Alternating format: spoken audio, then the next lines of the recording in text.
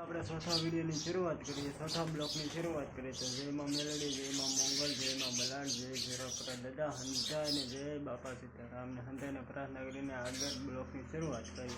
કારણ કે અત્યારમાં આપણે પહેલું જાગીને એક જ કામ કરવાનું. એ પાસે શું ખબર છે, ચકલાને અત્યારે સણ નીરવાની, કબૂતરાને નાખવાનું, પછી માટલા ભરવાના, એવું હતું આપણે કામ કરવાનું છે. તો વિડીયોની અંદર બના રહો.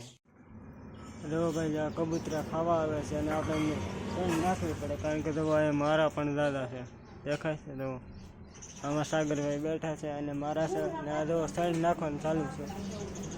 જો કબૂતરા સરે છે અને આપણે થોડું પિક્ચરમાં જાગીને પેલું આવડું કામ કરવાનું, કારણ કે પહેલાં તો સણ હો, પછી અંદર ગમે.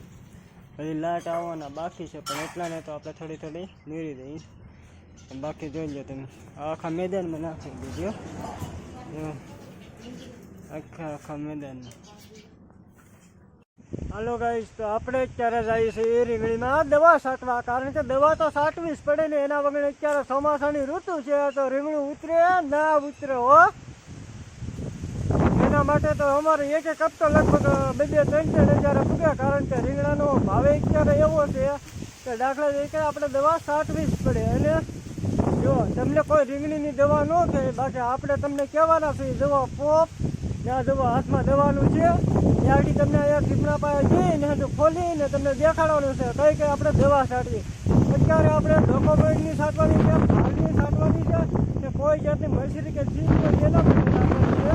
તો આપણે 3 ભાતની દવા લાવ્યા છીએ. કેટલી? 3 ભાતની. તો તમે ગાય અંદર જોજો કઈ કઈ દવા છાંટવું એ કેવી કેવી દવા છે.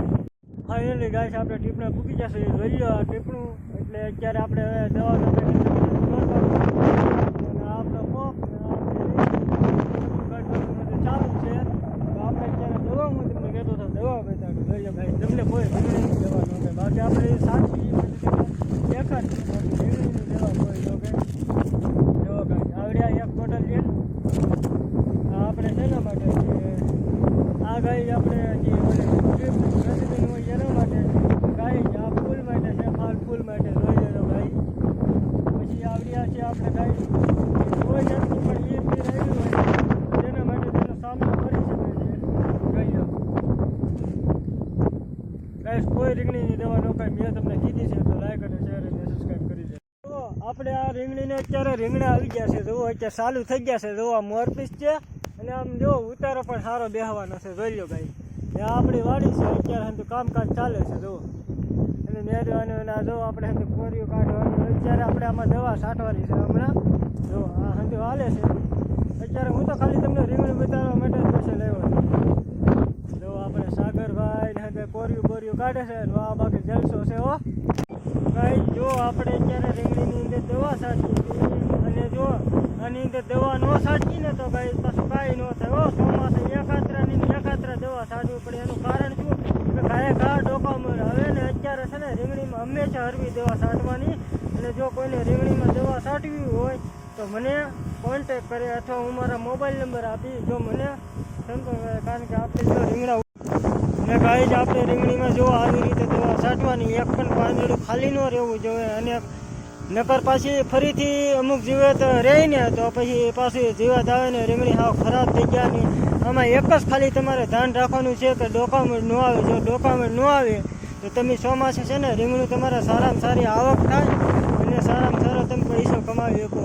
જો દાખલા તરીકે આનો ભાવ અમુક સમય અત્યારે 80-90 રૂપિયા છે, કાલ પાછા 100-150 થઈ જાય ચોમાસામાં, કારણ કે રીંગણું ભાગ્યે જ થાય, નકર ન થાય.